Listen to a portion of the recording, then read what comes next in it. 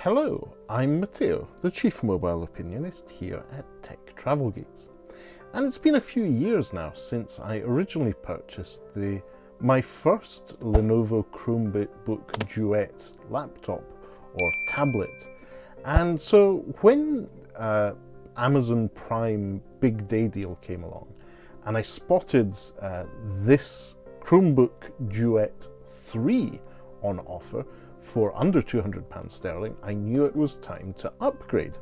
So here it is, it's arrived from Amazon. I'm finally going to get round to unboxing it after about a week of actually having it. So packaging is pretty simple. It's got the Lenovo logo, Chromebook here in the bottom corner. I'm just going to use my jerry-rig everything knife to open up the cellophane, and you'll see that at the side it has the name of the product, the IdeaPad Duet 3 Chromebook. And on the back, there's a few details and a few specs here. So it's the 4GB of RAM version with 64GB of storage. Now we've taken that off. Let's lift up the lid and see what's inside. So simple white on the inside, no branding, nothing too fancy there. Let's see what's in part one. This is the little cardboard box, which I'm assuming has the charger. It's quite solidly packaged. So it has another box inside the box. Very little plastic. So this is a standard charger. It has little plastic on it. We'll take that off. And it's a UK travel plug. I say it's a travel plug because its third prong pops up and down. It has a little bit of Lenovo branding on it. It's USB Type-C on one end.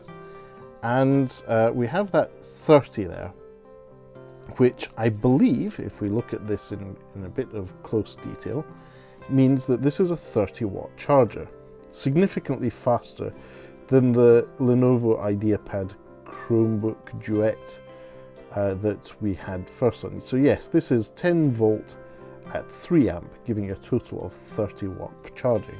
So that's really, really impressive. It also comes with a cable. Let's just open this with my jerry-rig everything knife.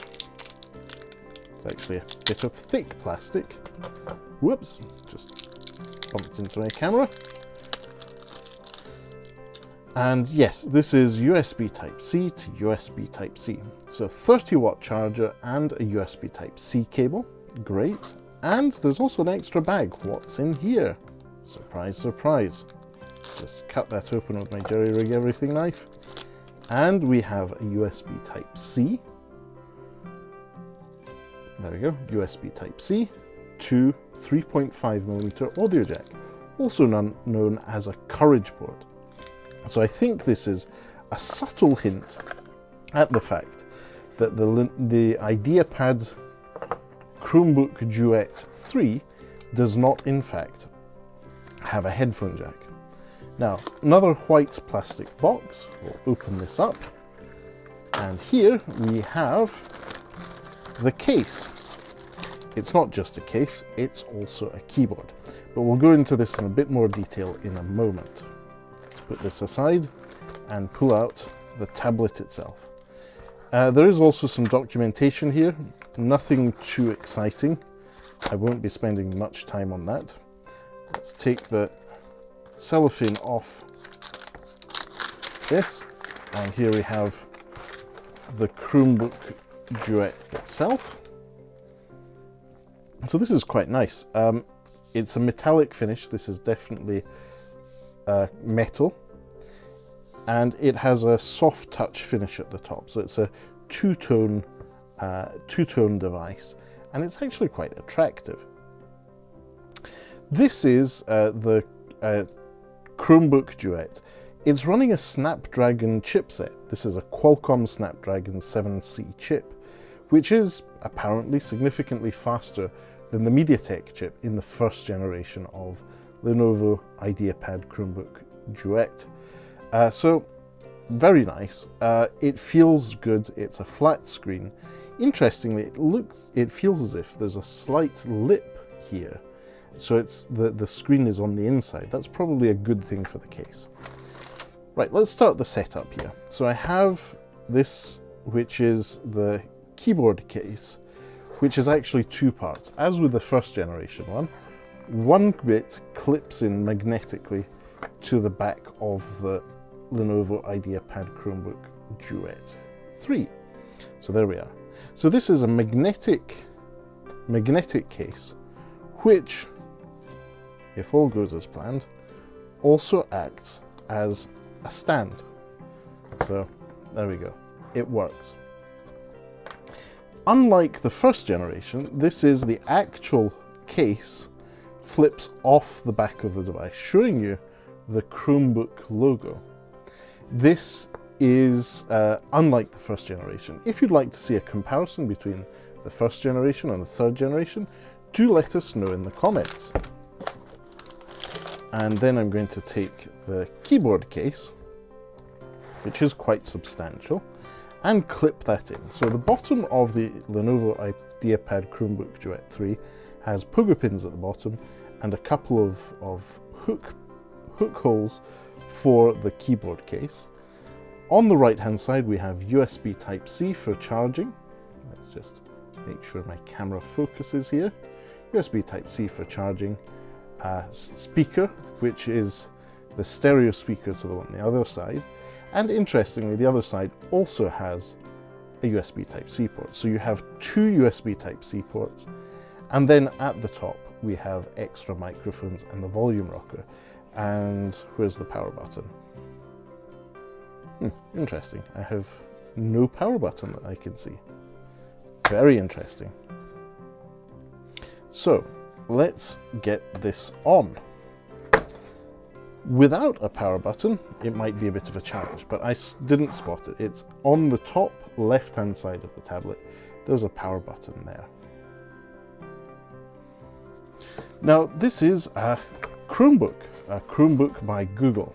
So what I'm going to do is set this up on my desk on camera. I'm hoping this turns on. No, it doesn't. We might need to plug in the charger. So USB Type-C charger. I'm going to plug one end of the USB Type-C cable in. I will pop my charger in.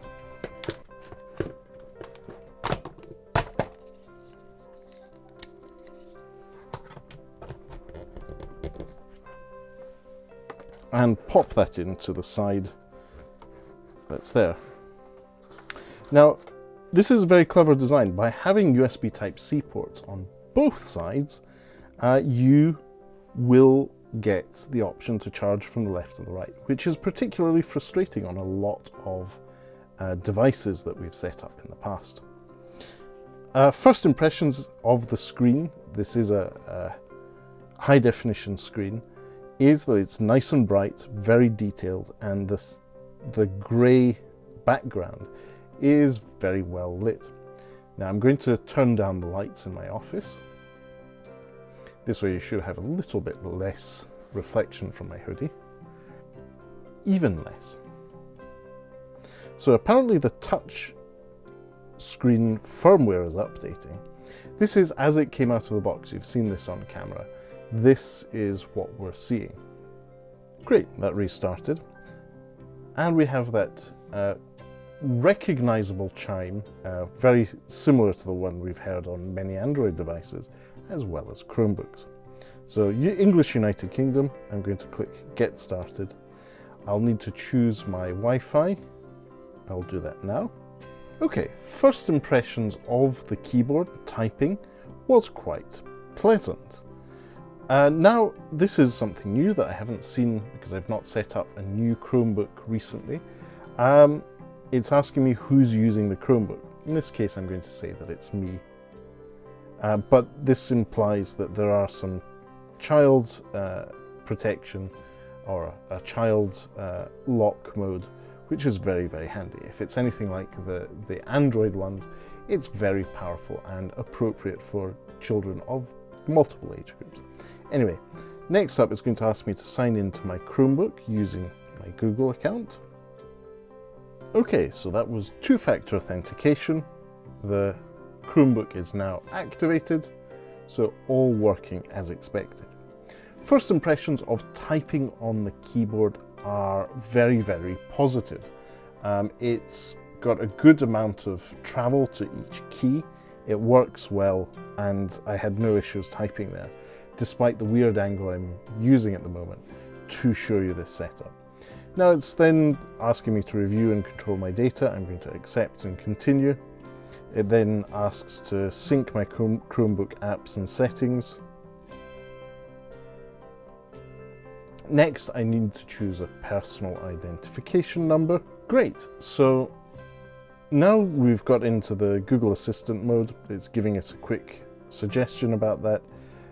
It's explaining the magic words, the Hey G words to activate the assistant, and it's already taken my voice match, which is stored in the cloud, and set that all up.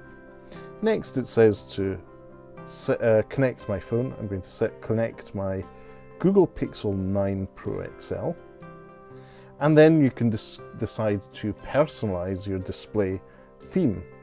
I am going to go with a dark theme by default. I believe this gives me a little less eye strain. And that's it. That's as simple as the setup of the Chromebook was. So really, really easy. It's actually opening up my, in this case, the extensions to my browser, which are installed on my other Chromebooks. So Top Cashback, Microsoft Rewards, and the 1Password password manager, they're all there. So it's already pulled those into the Chrome browser on the Chrome operating system. So I'm quite happy with that. Now, as usual on Chromebook, you can just pull up from the bottom to see your action bar. And if you pull up again, or so if you press the button on the left-hand side, you get your full list of applications. Now, before I go any further, let's go and check to see if there are any updates on this. So about Chrome OS, check for updates, and we'll see if there's anything new. I think Chrome 114 is a little out of date at this point. Let's see what needs to go on as a new version. Okay, it's downloading the update. Meanwhile, let's have a look at a few other settings. So I've got Bluetooth. That's great. Connected devices. At the moment, I've connected my account and my Pixel 9 Pro XL. Installed apps are already there.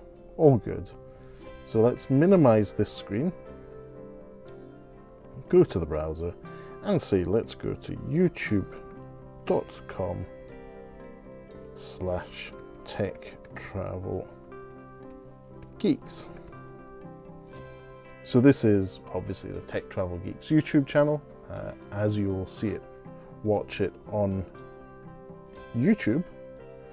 And things load pretty fast. Considering there's an operating system update going on in the background, and I do want to allow YouTube notifications, this is quite fast and snappy. It's doing very, very well. Okay, first impressions, very positive. It's snappy, responsive, everything's as I would expect it to be. Does it have the Google Play Store? Let's find out. Yes, it does. So this is great. If you want apps or services that may not be always available through a browser, you do have the option, if they're available to you, to install them from the Google Play Store.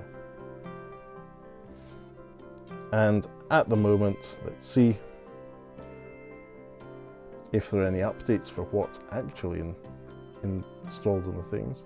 And there are 23 installs in progress, so it's going to fetch my previously downloaded on Chromebook apps, which are quite a few. So you can see that I do use Chromebook quite a lot. I've got things like Telegram, Snapseed, Instagram, Google PDF Viewer, yep, Amazon Music, Amazon Photos, yeah, everything's there. So it's downloading all the apps from my previous installation of Chrome. So great. And now it's suggesting apps and games, find and organize apps in the Play Store. Excellent, everything's as expected. So what I'm going to do now is just go back to the Chrome settings, and we'll go and see how that operating system update's going. About Chrome OS, 51%. So good overall device. First impressions are very, very positive. This keyboard is really quite good. So if I want to go on to here and search for, let's say, Shannon Morse, as I said, the keyboard has a really good travel.